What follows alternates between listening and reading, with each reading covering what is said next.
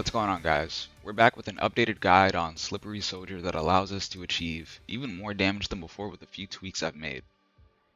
You also have a bit more flexibility with some points that you can mess around with. And if you'd prefer a written guide, there will be a Mobalytics link in the description if you want to check that out. I also want to give a special shout out to my good friend Viper for helping me get some of this gear that's used in this video. So if you're watching, I love you. So for the skill tree, we're starting off with Handshake, Deal, and Expedite again. Obviously, we're trying to feed as much damage into the Slippy as we can, so this is actually a really nice melee boost, as well as getting a bit more value out of the gun damage from the specializations we're using. Expedite is great for just avoiding the splash damage of the Slippy, so we picked that up. Diamond Hands is huge for the Slippy. It's just a ton of gun damage that we can turn into melee damage for our Slippy damage instances. Really powerful skill. Then we get Dial In, which is stacking like crazy, especially with the Grenazerker. It's just constantly resetting and proccing over and over. That's allowing for extremely consistent crit chance. And because of that, we're able to proc Saldar extremely consistency. Now the lifesteal is based off damage dealt, and we're dealing tons of damage, so you really only need 1 point in here. You can mess around with throwing an extra point, but it's typically not, it's honestly not needed. Collaborate Ignition is a great bonus element for the Slippy while Overdrive is active. We skip out on things like In the Zone, just because for certain bosses like Timekeeper, it's more optimal to cycle your action skill for the second phase rather than maintaining overdrive through it. And it also prevents Hemolitions from staying active at higher stacks for longer. So it's kind of weird, but that's why we avoid things like In the Zone and even Empuje, which is potentially an option. Synergia is insane value, especially with +3 from the Grenazerker. We're just getting a ridiculous amount of melee damage for the Slippy, and gun damage we can convert into melee damage for the Slippy. Slippy has a really long lifetime per grenade, so it's able to trigger off of itself with Booming Business with our very high critical hit chance. And Hemolitions is mainly for bossing, just so you can throw a couple of extra grenades before ultimately downing yourself. If you have a bit of damage reduction, it kind of counteracts this, but we're also healing like crazy from Saldar that it almost overrides the amount of damage we're doing, even at 5 stacks of this, which should in theory one-shot us. We then go with Artilleria just for some extra added cooldown.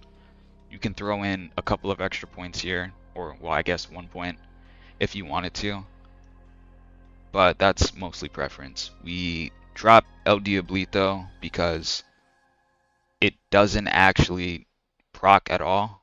El Diablito is a bonus element, so it's not going to proc off of bonus elements from things like Collaborate Ignition or Confetti that we're getting from our class mod.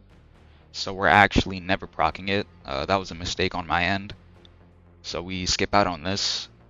We grab Shock Market, or El Paraguas, sorry, again, which is, it's a bit weird with how it works. The impact damage of the Slippy won't proc this, but the radius will. It's still a net positive, but it's just weird in how it works. The same applies to Shock Market with its attributes. The shock damage also doesn't get splash damage, even though it triggers off of splash damage, just like any other bonus element wouldn't. But it's still a nice bonus element. So for the flexibility, you can skip out on these points here in this left branch, and you can go with something like El Baracha, which would be more corrosive damage if you're element matching with things like Collaborated Ignition and Confetti in the red tree. I think it's pretty negligible at this point in terms of damage. So you would go 5 El Borracho, and then you can put 5 here if you wanted to. Or you can do 5 in El Borracho, go to the blue tree and get Rinse if you're using things like TDR. Or you can skip out on this entirely and just dump the 10 points into Rinse, and then the Ariba, which will be better for things like mobbing. And you can pair that with a Grenazerker class mod that has +5 in this, or as many points in this, for better mobbing consistency. So that's pretty much the flexibility in terms of what you can do with these last 10 points. A lot of other things aren't really helping us. You could go with Hard Cell, which would in theory be a bit better for uptime on the Watts Vidinner for mobbing, but it's only active like once per action skill activation, which we can cycle pretty consistently since we don't really have any means to sustain our action skill. So it's honestly not a bad choice. We're not really using our cannons for damage, so Midnight Oil is kind of whatever, not really worth it. But the other options are decent choices you can definitely mess around with. So for the choices of guns, it's the same song and dance as the first video. Just use things that are good for getting you out of fight for your life and dealing with some flying targets. TDRs are great for that, so I just kind of stick with having one on me. The Hot Slugger is also just really strong, so it just kind of works for second wins. And just have an element ready for your bonus elements from your skills that you can swap to through your weapons. So Corrosive, Shock, and Fire are pretty much the main ones you'll need. You can mess around with the other ones if you wanted to. Cryo can sometimes be fun if you can get enough cryo efficiency somehow to freeze enemies, which would in theory increase Slippy's melee damage, but I don't know if there's a way for us to do that effectively on the setup, but maybe in the future.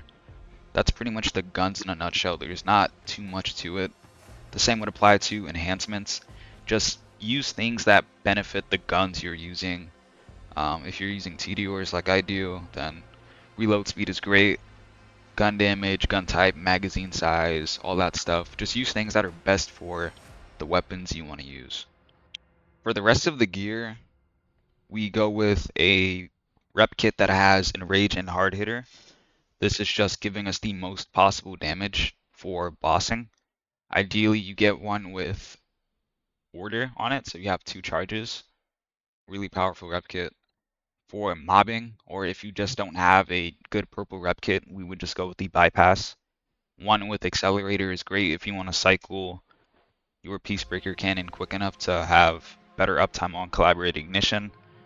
Go-Go Gadget is also great for mobbing and multi-phase bossing. It'll just keep your Slippy topped off and prevent Demolitions from killing you too often, since you're cooling down your ordnance before it stacks up. So that's also a great choice. We obviously go with the Slippy. I don't really have any new ones, but Exacting is great for the critical chance. We already have a ton, but more is better, I guess. You can go with ones with more charges, bigger radius if you don't want to use that for your firmware. There's a few other options out there that are also good. It's pretty flexible. In the end, it probably doesn't matter that much. The Slippy is just insane on its own. For bossing, you want to go with the Grenazerker. It's our main class mod for this setup, with as many points into Synergia as you can, which is +3, and then the rest into Confetti. If you wanted better cooldown, you can go with one that has points in Ariba. So that would be +5 there, or +4, and then +3 into Synergia. It's mostly preference, but if you want to cycle your cooldown better, you can definitely opt for this. Gun damage is a fixed stat on these class mods, so go for things like melee damage or damage dealt or just other things that are gonna boost your Slippy's damage. Melee damage passives on a lot of things got buffed in the last big patch, so it's actually giving us a pretty solid boost. For the shields, we're using the What's for Dinner for mobbing primarily, with as many points into Siphon as you can. So three Siphon parts would be 15%, which is great. I don't have any good Siphon What's for Dinner, so we're still using the same ones. For bossing, I highly recommend just swapping to the Protean Cell and slamming. It's just way better. It's just a stronger bonus element. There's not much to it. Most bosses have a little like startup phase where you can even damage them, so there's ample time to actually just get the slam over with and benefit from 40% bonus element. The bonus element also applies to dots, and we're not really spec'd for dot damage, but it's technically more damage, so why not? The enhancement we went over, just use things that are better for your guns and firmware. Speaking of, we're using a bit of a different setup due to the last patch buffing just melee damage on a lot of like skills and gear and firmware. So we keep tier 2 gadget ahoy for the 20% ordnance damage. It's a pretty small damage in our pool of damage at this point, but there's not much else we can opt for firmware for the setup. Real Big Fist is now 50% melee damage at tier 2, which is it's a pretty large boost. And Action Fist tier 1 is now 25%. So we're getting 95% additional damage in our pool of damage for the Slippy. This is the highest combination you can achieve in terms of pure damage, but I also recommend messing around with tier 1 Airstrike or a couple of other firmwares that have splash radius. They would be better for like certain bosses that move a lot, like the Timekeeper phase 2 or Radix. It'll make it easier for your Slippies to consistently hit the targets, and it'll help Booming Business proc even more since there's a bigger radius that helps with the crit there as well. So usually 1 point in Airstrike is enough for that, but you can mess around with that as well. Splash damage is an option in the firmware if you want to mess around with that as well, but it's only boosting the Slippy's splash impact. Bonus elements don't get splash, so it's kind of a lesser option, but depending on your firmware, it is an option you can mess around with. For the specializations for mobbing, we're going with full spectrum arsenal to feed a portion of our gun damage back into our Slippies since it is an ordnance. We're also doing the same for the bonus elements of the Slippies since a lot of them are skill damage. So Collaborate Ignition is skill damage as well as Shock Market. So this would feed into those specifically, not the Slippy impact itself, but it's still a net positive and one of the main changes for the setup. Bare Arms, for the same reason we go with full spectrum arsenal, it's just more damage for our Slippy. And we're using Now with Caffeine for mobbing primarily. If you don't have the best gear for multi-phase bossing, you can also use this for things like Timekeeper or Biolictor if it's really that bad for you. But I would opt for taking off Now with Caffeine and going with Fragmentation Payload just for the critical hit damage mainly. We already have a ton of crit chance, so that's pretty negligible for the Slippy. This is just a great boost to our damage and is more valuable than things like melee damage or gun damage at this point since we have so much of it going into the Slippy already. A Honed Mine would boost the skill bonus elements, so Collaborate Ignition and Shock Market, but not the impact of the Slippy itself. So I think for that reason this is probably a bit better but I haven't messed around with these like too much in terms of comparison for this build, so you can test that if you want. At this point, it's probably pretty negligible, but there's probably a slight difference between these two. Bullet Train, once again, it's just gun damage that in theory would be like a pretty decent boost, since we do have Expedite and our Overdrive bonus on top of that. We're getting decent movement speed, but it can be a bit awkward to run around and toss slippies when you can just kind of stand still and throw 50 of them and kill things anyways. But it's there if you want to mess around with. Bullets Are Scared of Me is actually a pretty solid option, especially if you just don't want to worry about or think about Demolition stacking. The damage reduction would help deal with that and give you a bit more survivability in general, so it's a solid option. And that about wraps up the video.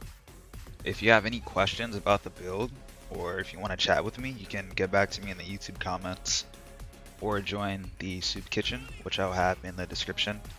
I'm pretty active there. We have a lot of great resources, and I'd be more than happy to help any of y'all. Once again, thank you for watching, and I'll see you in the next one. Take care.